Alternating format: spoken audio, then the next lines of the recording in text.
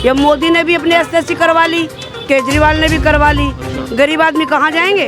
अब चुनाव चल रहे हैं, उससे 1-2 दिन पहले एमसीडी गए तो ये शौचालय हमारे यहाँ का साफ हुआ था और उसके बाद चुनाव जीत गए, मामला खत्म। लोग वो परंपरा जैसे चली आती है कि वोट मांगने के लिए हाथ जोड़ो, ये करो, लेकिन जीतने के बाद तो कोई काम है ही नहीं। ये झुग्गी वालों की कंडीशन ऐसी है, ऐसी कंडीशन है ना कि आप देखते आपका दिल रो पड़ेगा कि भाई ये क्या हो रहा है। ये मोदी ने भी अपनी एसएससी करवा ली, केजरीवाल ने भी करवा ली, गरीब आदमी कहाँ जाएंगे। लैटरिन कितनी गंदी पड़ी हुई है, पारा कितना सड़ रहा है, लैटरिन के अंदर मार कितना दुनिया भर का गंद। 500 रुपये दे के मैंने अपने लैटरिन साफ करवाई है क्योंकि मैं हार्ट पेशेंट हूँ। अब मैं दुकान पर रहती हूँ, मेरे दोनों बच्चों ने घर से निकाल दिया मुझे। आदमी मेरा मर चुका है तो कहाँ जाऊँ इस रोड से उठ के, बता दो मुझे। मैं पूछना चाहती हूँ मोदी से भी और केजरीवाल से भी पूछना चाहती हूँ कि हम कहाँ जाएं, हमारे लिए कोई रास्ता है। अब रोड पे भी ना रहें, रोड के लिए एमसीडी भेज देते हैं हर रोज़। ऐसा क्यों भाई, किस लिए? हम इंसान नहीं है, जानवर हैं, हमें कोई हक नहीं है, हम कमा के नहीं खा सकते। अगर नहीं खा सकते तो हमारे लिए हर बार तनख्वाह भिजवा दिया करो। मेरा तो विधवा का फॉर्म भी नहीं भरा, ना आधार कार्ड से पैसा आ रहा, ना लेबर कार्ड से पैसा आ रहा, किधर से कुछ आ नहीं रहा, तो कहाँ जाऊँ कमाने के लिए। अब तो 2 ही रास्ते, या तो जहर खा के मर जाऊँ और या फिर कहीं कुएं में डूब जाऊँ। फिर ये तो मौत मोदी के सर पे लगेगी ना और केजरीवाल के सर पे लगेगी। मेरे बच्चे मैं कहाँ लेके जाऊँ? 2 लड़कियाँ मेरी, उस लड़की के लड़की बच्चे हैं छोटे छोटे, उनको लेके किधर जाऊँ मैं? बस मैं तो इतना कहना चाहती हूँ कि बस उनसे कह दो इतना कि मेरी तरफ से ये रोड पटरी वालों को जब तुम हटाने की कोशिश में लगे हुए हो ना, ये कोशिश तुम्हारी बेकार जाएगी। ये ना ही हटे तो ही अच्छी बात है, अगर ये हट गई ना तो बहुत बुरी बीत जाएगी, इतनी बुरी बीत जाएगी कि एक आध लाश ही बीत जाएगी यहाँ से। बस हम लोग यहाँ से हटेंगे नहीं, हम यहीं रहना चाहते हैं, हमें यहीं रहने दो। यहाँ पर सर वो आपको बता दिए कि जो पार्क है कितनी गंदी पार्क है। यहाँ नहीं, यहाँ पर जितने भी पार्क हैं सिटी के अंदर में आते हैं। अच्छा, बहुत बुरा हाल है सर। सुनने में ये भी आ रहा है कि पीतमपुरा बीजेपी गढ़ माना जाता है। हाँ सर, ये पड़ोसी इलाका है, पीतमपुरा का बीजेपी का गढ़ है, जो कि गढ़ के रहते हुए हमारे आम आदमी पार्टी के एमएलए बंदा कुमारी ने रेखा गुप्ता को 2 बार पटकनियाँ दी है। जी, क्या नाम है आपका? हाँ जी सर, रोजी। अच्छा, आप इसी जगह रहते हैं क्लस्टर में? हाँ जी। क्या क्या समस्या जैसे हम देख रहे हैं, काफ़ी कूड़ों की समस्या? समस्या तो हर किसी की है जो एमसीडी में आती है, जो एमसीडी में आती है ना, वो सारी समस्या है यहाँ पर। जैसे साफ़ सफाई, नालियाँ, बहुत सी चीज़ें जो एमसीडी में आती है वो यहाँ होती ही नहीं है। बड़ा नाला तो बिल्कुल ही साफ़ नहीं होता। समस्या कब से बनी है आपकी? समस्या तो जब से एमसीडी में बीजेपी आई है, जब से ही है। 20,000 की आपकी आबादी है और इसमें शौचालय नहीं है? हाँ जी बिल्कुल, शौचालय की तो जब से एमसीडी आई है। हाँ जी। तो वंदना कुमारी जी ने सपोर्ट किया आपके? हाँ जी बिल्कुल किया, उन्होंने पानी की टंकियाँ लगाई हैं, लाइटें लगाई हैं, वाईफाई और कैमरेज, बहुत सी चीज़ें लगाई हैं उन्होंने। सुविधा तो मिल रही है? हाँ जी बिल्कुल। करने के लिए यहाँ पे तो एक भी बाथरूम की जगह भी नहीं है और जैसे तैसे थोड़ी बहुत बनी भी हुई है तो वो वहाँ से बंदा मना करते हैं, कहते हैं। अभी भी बीच में प्रोग्राम हुआ था इनका, तो इन लोगों ने जो है यहाँ के उनको यही फ्लैट वाले हैं, यही ऑब्जेक्शन उठाते हैं, इससे ज़्यादा और क्या है। क्लस्टर के अंदर ऐसा है कि भाई शौचालय तो है नहीं है किसी के घर के पास।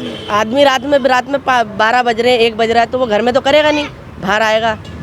बाहर आते तो ये सामने जो फ्लैट में है ये लोग ऑब्जेक्शन करते हैं, फिर आए दिन कुछ ना कुछ दिक्कत परेशानी होती है, बंदा हाँ परेशान। बाकी ये बच्चे बता रहे हैं इन्होंने कि रात में अगर कोई निकले भी, अब रात में बाहर बच्चे भी कैसे निकले? बच्चों को तो ये भी डर है, जैसे हमारी बच्चियां हैं वो है, मतलब ये रात में निकले भी कैसे? तो महिलाओं को भी काफ़ी दिक्कत होती है। महिलाओं को हमसे ज़्यादा तो उन्हीं को दिक्कत। चुनावों से पहले कुछ दिन पहले, चुनावों से पहले जैसे अब चुनाव चल रहे हैं उससे 1-2 दिन पहले एमसीडी गए तो ये शौचालय हमारे यहाँ का साफ हुआ था और उसके बाद चुनाव जीत गए, मामला खत्म। तो अभी जीते, अभी अमित नागपाल जी जीते हैं, कुछ वादे करके गए होंगे चुनाव में? जी वादे तो करे थे, आपको पता ही है क्लस्टर के लिए कौन ध्यान दे रहा है आजकल। वादे तो करते हैं लेकिन वही वादे पूरे नहीं होते। बाहर तक से कि जी हम हैं आपके साथ में, अंदर जाके देख लो आप, कंडीशन आपको पता पड़ जाएगी। रघुकुल रीत जो कहते हैं, रघुकुल रीत सदा चली आई। नेता लोगों ने जो बोलना है वो तो वादे बहुत करने हैं, लेकिन आज तक कोई भी निगाह, हाँ मतलब के ऊपर पूरी तरह से फोकस करने वाला विधायक जी थी, वंदना, उन्होंने पानी पहले हम लोग बाहर से भरते थे, पानी उन्होंने अंदर करवा दिया। अच्छा अच्छा। सुविधा ये दे दी। अभी देखो पिछले उसमें थी वो अंजू जैन जी, हाँ जी, निगम पार्षद, तो नालियों की कंडीशन ये थी, मैं खुद साफ करता था अपने यहाँ की जो पानी भर जाता था ना रात में बरसातों के टाइम में, मैं खुद साफ करता था। इसका गवाह ये यहाँ से लेके पूरा मोहल्ला कि हाँ भाई तो है, हमारे यहाँ के जितने भी जिसके भी घर है वो अपने आगे या थोड़ी दूर तक सब अपने आप ही खुद ही करने वाले हैं। यहाँ पर कहने के लिए किसी को ये नहीं कह सकता कि हमारे यहाँ कर्मचारी आ रहे हैं या हमारे ये करके जा रहा है। अगर वहाँ पर किसी हादसे की जगह है ना, जैसे पटिया वगैरह नहीं लगती हैं, अब ये देखो हमारे यहाँ की, ये आज करीब 3 साल हो गए ये मलबा नहीं उठा इस नाले का निकल के। मेंटेनेंस का कोई वो नहीं है इधर, ये 3-4 लॉकडाउन से पहले का पड़ा हुआ है मलबा। नाले की मेंटेनेंस का कुछ नहीं है, नाले और खुले ये पड़े नाला हुए हैं, खुला पड़ा है नाले की यहाँ पर। मेंटेनेंस की नहीं है, किसके पास जाए? अब ये आदमी काम करे या नेताओं के पास घूमता फिरे? अब वो जीतने के बाद नेता एक भी बार शक्ल दिखाने नहीं आते। अब बताओ तो क्या करा जाए? हमने कहा नाले के अंदर लोग वो परंपरा जैसे चली आती है कि वोट मांगने के लिए हाथ जोड़ो ये करो, लेकिन जीतने के बाद तो कोई काम आया ही नहीं है। कुछ दिन पहले पिछले चुनाव में वादा हुआ था कि जहाँ झुग्गी वही मकान, मतलब आपकी झुग्गी को तोड़ के वही मकान दिया जाएगा। और फिर बाद में बात ये हो गई कि आपकी झुग्गी को यहाँ से तोड़ के मकान देख लो, वहाँ पे मकान बने हुए हैं, गाड़ियाँ भर भर के गए। मतलब अभी तक तो कुछ नहीं हुआ। कब से रह रहे हो सर आप? मेरा तो जी बचपना गुजर गया, बचपना गुजर गया। मेरे पिताजी आए थे जवान, वो बुढ़े हो गए। और मैं बचपन में आया था, मेरे बच्चे हो गए। अब मेरी उम्र भी हो गई करीबन 30-32 साल की। तो जब से यही सुनते हुए आ रहे हैं, हाँ जी झुग्गी टूट जाएगी। अब अगर ये टूटेंगी भी तो फिर पिछली जो बात करी थी कि जहाँ झुग्गी वहाँ मकान, या तो वो वादा झूठा है इनका, और या फिर झुग्गी तोड़ के कहाँ देंगे उसका भी कुछ पता नहीं है। 15 साल के आसपास हो गए, शौचालय सही से नहीं बना है। यहाँ पे लेडीज़ें परेशान, जेंट्स परेशान, सबके बच्चे परेशान। लेडीज़ें रोडों पे काहे को किसी के माँ बाप अगर भगा दे रहे हैं, कोई रह रहा है तो उसको 2 मिनट में भर जाते हैं टैंक, बार भेजी, और 10 जने गए नहीं, एमसीडी भेज देते हैं।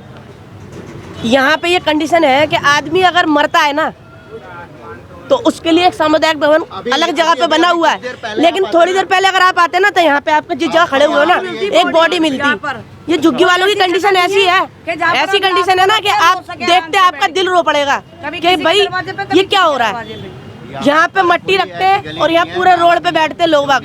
एक सामुदायिक भवन की यहाँ पे है नहीं, सामुदायिक भवन नहीं है। लैट्रिन है, लैटरिंग है तो वो दिखावे की लैटरिंग है, कोई जाने का भी मन ना करे। और वो नरेंद्र नागपाल आया यहाँ पर ही सफाई करवा रहा हूँ, सिंगट की सफाई नहीं करवाई उसने।